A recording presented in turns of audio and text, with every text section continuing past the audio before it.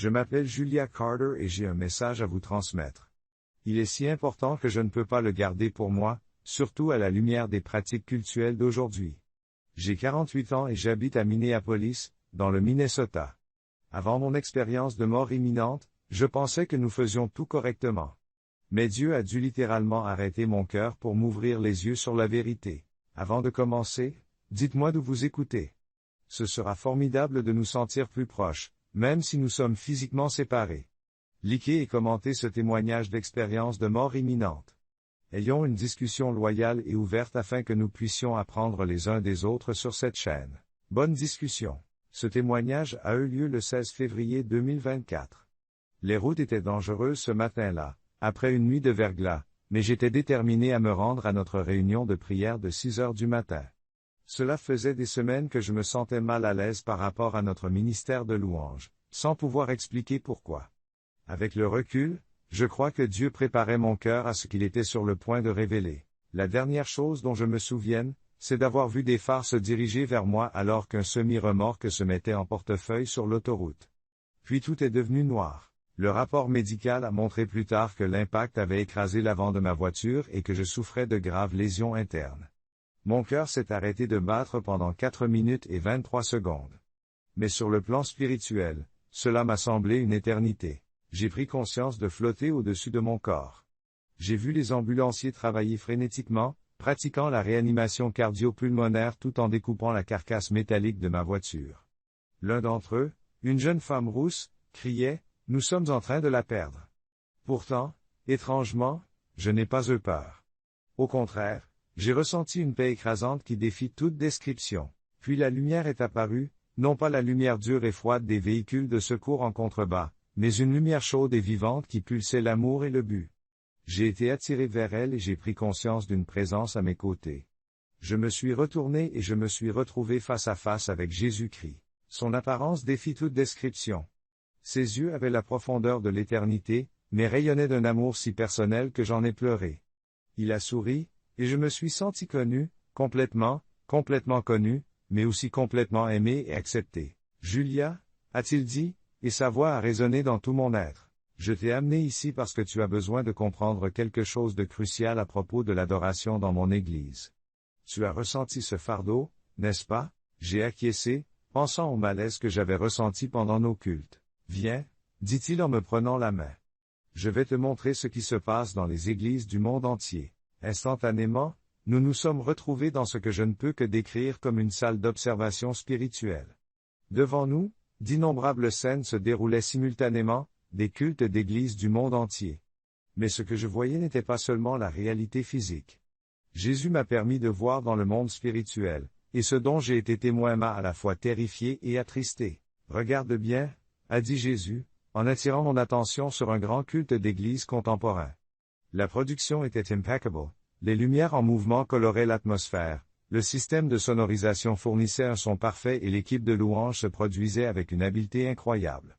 Selon tous les critères terrestres, c'était parfait. Mais dans le monde spirituel, des ombres sombres se déplaçaient dans l'assemblée comme de la fumée, se faufilant entre les gens et autour de la scène. Je pouvais voir ces entités démoniaques se nourrir de l'orgueil et de l'égocentrisme de certains membres de l'équipe de louange.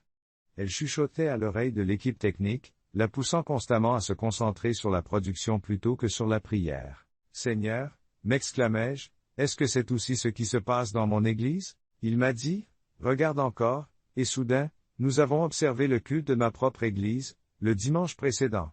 Je me suis vu en train de diriger le culte, et mon cœur s'est effondré.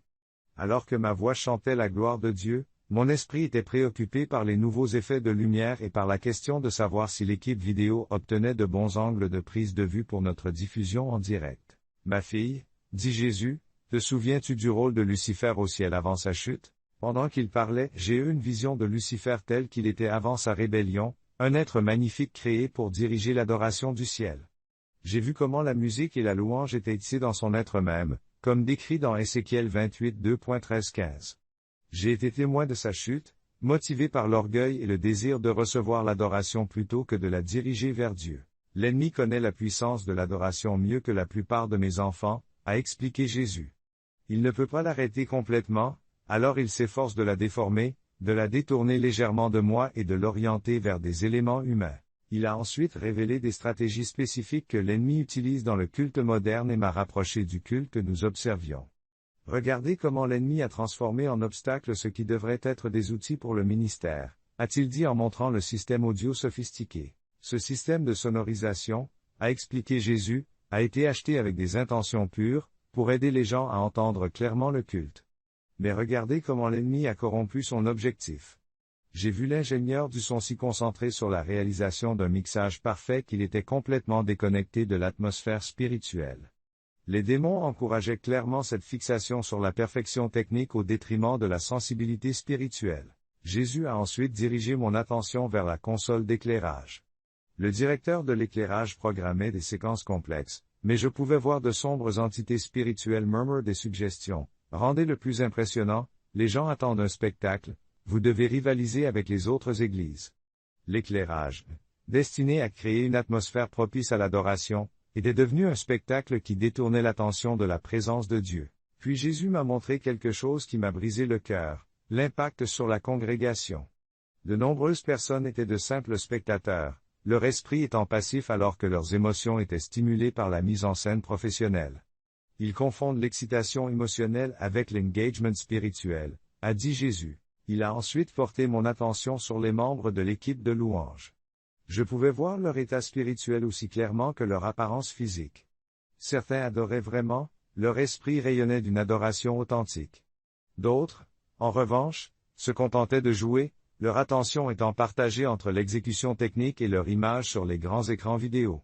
Regarde ça, dit Jésus en me montrant un leader d'adoration d'une autre église. Le jeune homme était incroyablement talentueux, mais je pouvais voir de sombres vrilles s'enrouler autour de son esprit, nourrissant son orgueil. Il a commencé avec un cœur pur, a expliqué Jésus, mais le succès est devenu un piège. Il se préoccupe davantage de sa popularité sur les réseaux sociaux que de me suivre. Jésus a ensuite montré comment ce schéma se répétait dans les églises du monde entier. J'ai vu des conducteurs de louanges consulter leur téléphone entre les chants pour s'engager sur les médias sociaux.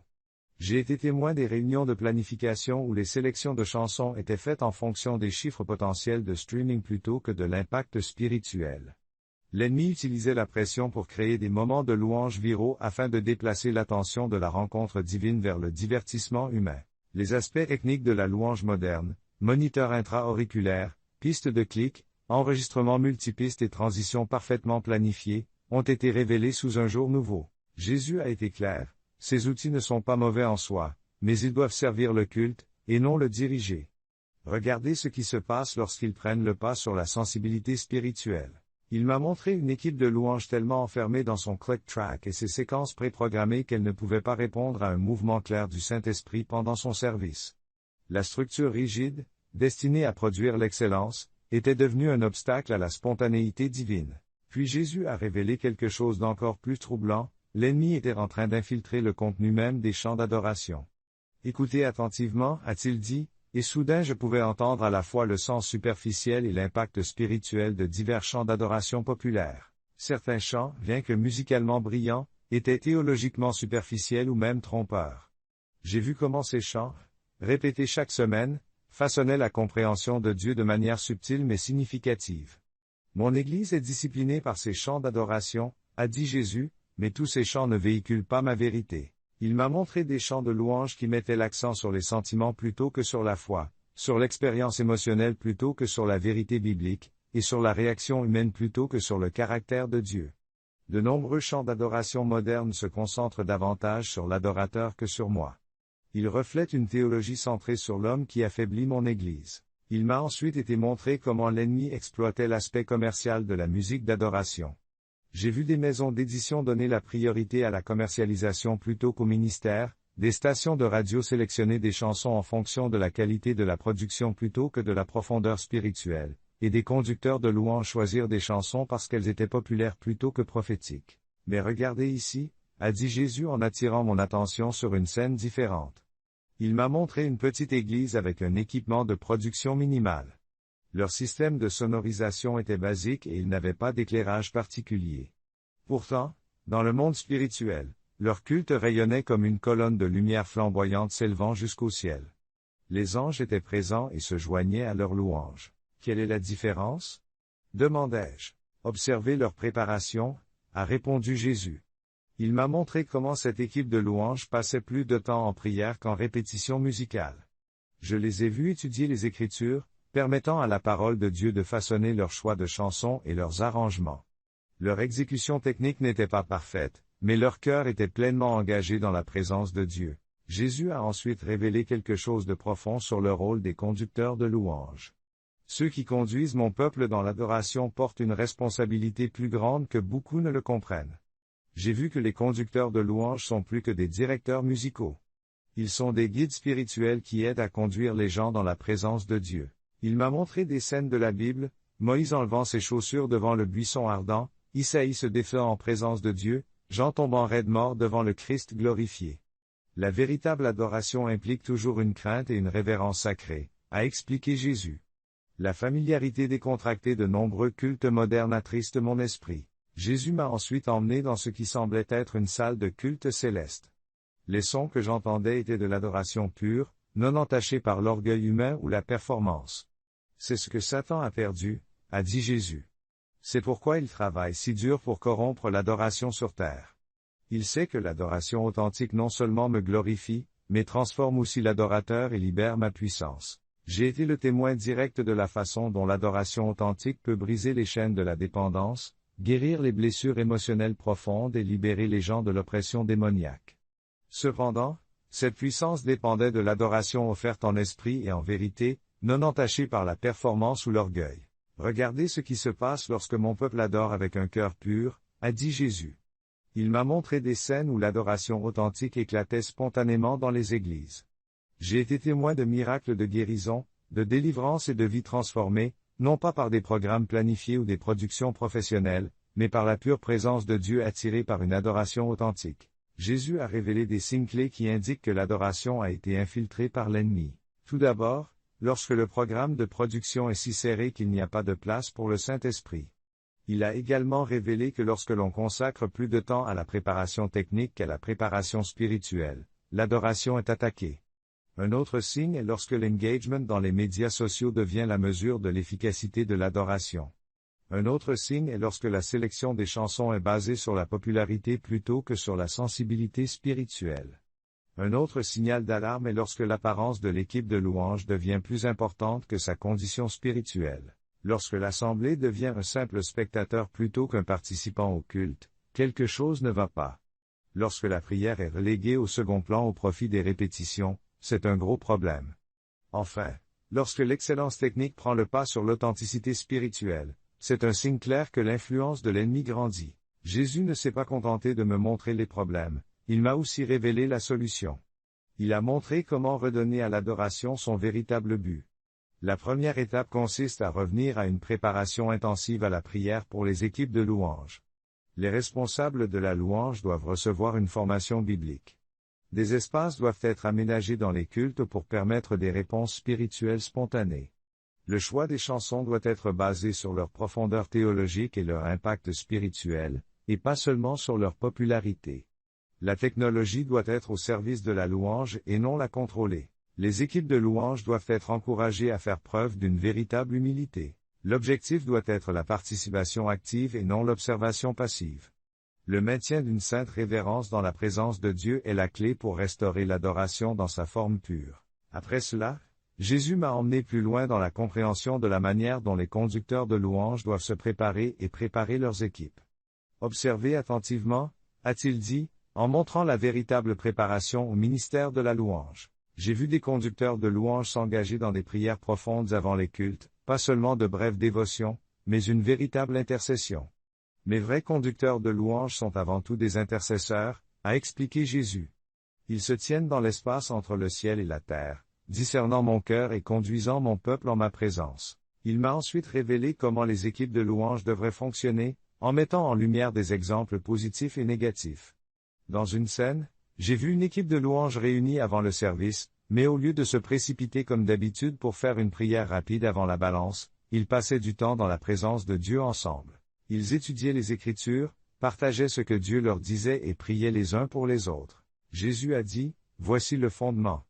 L'excellence technique a sa place, mais sans ce fondement spirituel, elle devient un obstacle plutôt qu'une aide. Il m'a ensuite montré comment l'ennemi avait déformé le rôle des responsables de la louange dans de nombreuses églises.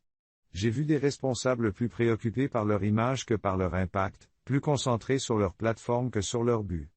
Beaucoup de mes conducteurs de louange sont devenus des artistes plutôt que des prêtres, a dit Jésus.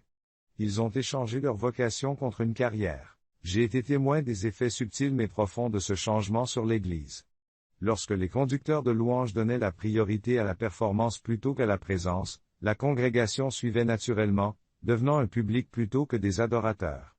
La culture du culte est passée de la participation à l'observation. Jésus a ensuite révélé comment les médias sociaux étaient devenus un outil de l'ennemi pour corrompre l'adoration.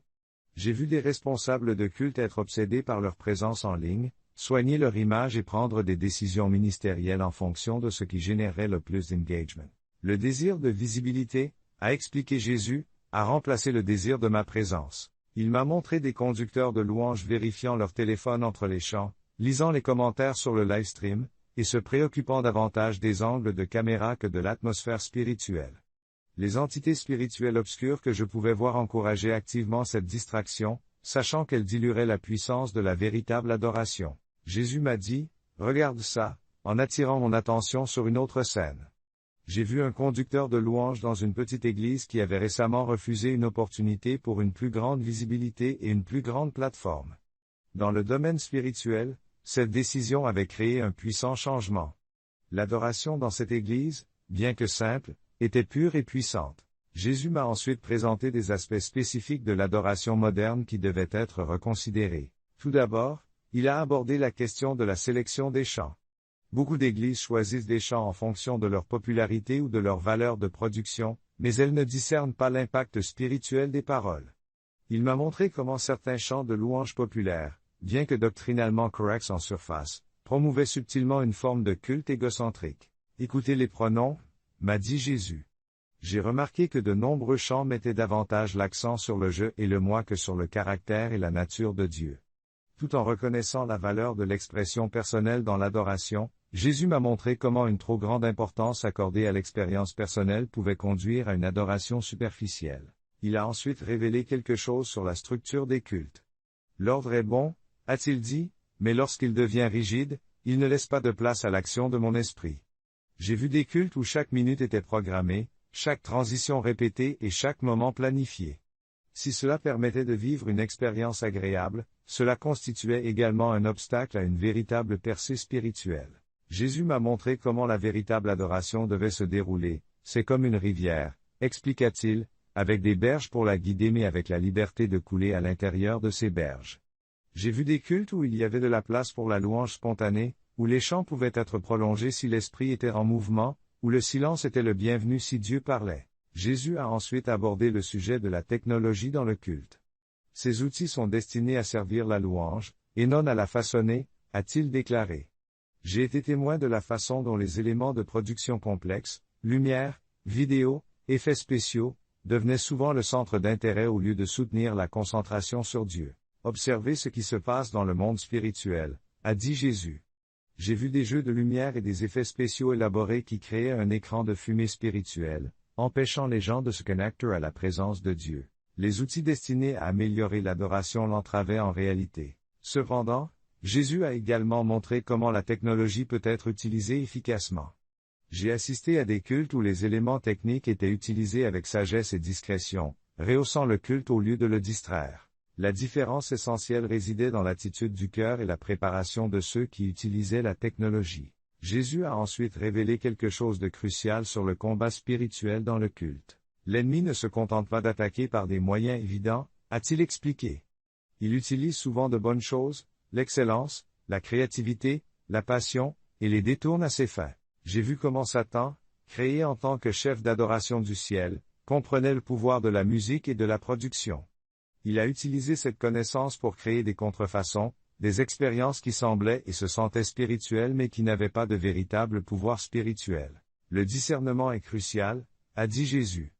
Il m'a montré comment les responsables de la louange doivent développer une sensibilité spirituelle en plus de leurs compétences musicales. J'ai vu l'importance de tout tester, les chants, les méthodes, les productions, par rapport à la vérité biblique et à la direction du Saint-Esprit. Ensuite, Jésus a abordé la question de l'adoration et du commerce. J'ai vu comment les aspects commerciaux de la musique d'adoration, édition, streaming, produits dérivés, avaient créé une pression qui affectait les décisions relatives à l'écriture des chansons et au ministère. Jésus m'a rappelé que ma maison sera appelée maison de prière, mais beaucoup en ont fait un marché. Il m'a montré que des responsables de la louange ont été rejetés par des éditeurs parce que leurs chants, bien que spirituellement puissants, n'étaient pas commercialement viables. Cette pression a influencé les églises à choisir des chants basés sur la popularité plutôt que sur l'impact spirituel. Mais ensuite, Jésus m'a montré l'espoir, un mouvement à venir d'adoration pure qui balayera son église. Je suscite des conducteurs de louanges qui donneront la priorité à ma présence plutôt qu'à la performance, m'a-t-il dit. Ils ramèneront mon peuple à la véritable adoration. J'ai été témoin d'aperçus de ce mouvement d'adoration pure. Des églises de toute taille abandonnant les productions complexes en faveur d'une rencontre authentique avec Dieu, des responsables d'adoration plus préoccupés par la prière que par la performance, des congrégations pleinement engagées dans l'adoration plutôt que de simplement l'observer. Alors que Jésus continuait à me révéler comment protéger l'adoration de l'ennemi, j'ai compris que ce mouvement n'était pas seulement une question de préférence, mais une nécessité. Tout d'abord, il a souligné l'importance de la prière régulière et du jeûne pour les équipes de louanges. Il a souligné la nécessité d'une étude approfondie de la parole de Dieu pour garantir la solidité théologique. Jésus a également insisté sur la nécessité d'instaurer des temps de silence et d'écoute pendant les cultes, afin que nous puissions vraiment entendre ce qu'il a à dire. Jésus a également souligné l'importance d'examiner régulièrement nos motivations et nos attitudes de cœur. Il est également crucial d'évaluer soigneusement les paroles des chansons pour s'assurer qu'elles sont conformes à la vérité biblique. La technologie, bien qu'utile, doit être utilisée avec sagesse et retenue, et non comme une distraction. Enfin, la préparation spirituelle doit toujours avoir la priorité sur la préparation technique. À ce moment-là, j'ai ressenti une sensation de tiraillement et j'ai su que mon temps était compté. Seigneur, demandai-je rapidement, que veux-tu que je dise à ton peuple? Jésus m'a regardé avec un amour infini et m'a dit, dis-leur que j'appelle mon Église à revenir à l'adoration pure. Dis-leur que je ne suis pas impressionné par leur production, mais ému par leur passion pour ma présence.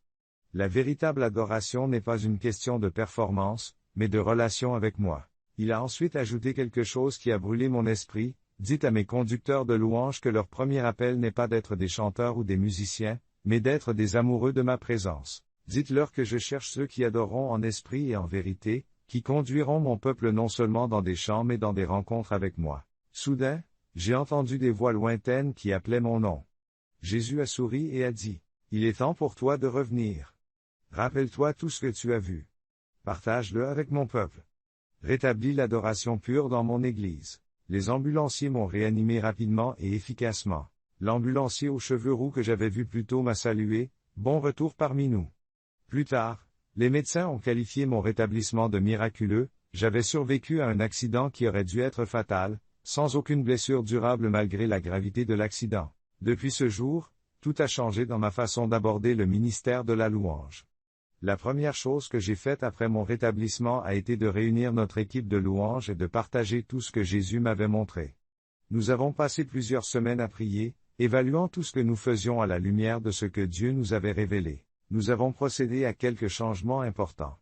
Tout d'abord, nous nous sommes moins concentrés sur la production et avons mis davantage l'accent sur la prière. Nous avons simplifié nos arrangements musicaux afin d'encourager une plus grande participation de l'Assemblée. Nous nous sommes également fixés comme priorité d'investir plus de temps dans la préparation spirituelle que dans les répétitions techniques. Nous avons évalué nos choix de chansons en fonction de leur contenu théologique, et pas seulement de leur popularité. Nous avons créé des espaces dans nos services pour l'adoration spontanée et les moments de calme, permettant aux gens de se connecter réellement avec Dieu. Nous avons réduit notre présence sur les médias sociaux et cessé de diffuser nos cultes en direct. Nous avons également mis en place une formation biblique régulière pour notre équipe de louanges afin de nous assurer que nous étions tous alignés sur la parole de Dieu. Les résultats ont été transformateurs. Au début, certaines personnes n'étaient pas à l'aise avec les changements, en particulier avec la réduction des éléments de production. Mais très vite, quelque chose de puissant s'est produit. Les gens ont commencé à faire l'expérience de la présence de Dieu de manière profonde. Nous avons assisté à des guérisons spontanées pendant le culte, à des délivrances de dépendance et à de puissantes rencontres avec Dieu. Notre équipe de louanges a subi une profonde transformation, passant du statut d'artiste à celui de ministre. Nous avons cessé de nous préoccuper de notre son ou de notre apparence pour nous concentrer sur la facilitation des rencontres avec Dieu. La pression de la performance a été remplacée par une passion pour la présence. Je partage ce témoignage non pas pour condamner, mais pour réveiller. Les tentatives de l'ennemi pour infiltrer notre adoration sont réelles, mais la puissance de Dieu pour restaurer une adoration pure dans son Église l'est tout autant. Jésus nous appelle à revenir à une adoration qui l'exalte par-dessus tout, qui découle de cœurs de pure dévotion et qui transforme les vies par la présence authentique de Dieu. Il ne s'agit pas seulement de changer nos méthodes, mais de transformer nos cœurs. Jésus m'a montré qu'il se préoccupe davantage de l'attitude de nos cœurs que de la perfection de nos performances. Il appelle son Église à revenir à une adoration authentique, fondée sur la Bible et guidée par l'Esprit. Ce témoignage est un appel à examiner nos cœurs dans l'adoration, à rechercher la présence de Dieu par-dessus tout, et à nous engager à maintenir la pureté de l'adoration dans nos vies et dans l'Église. La véritable adoration ne concerne pas ce que nous pouvons produire, mais la rencontre avec Dieu. Revenons à un culte qui glorifie vraiment Dieu et transforme les vies.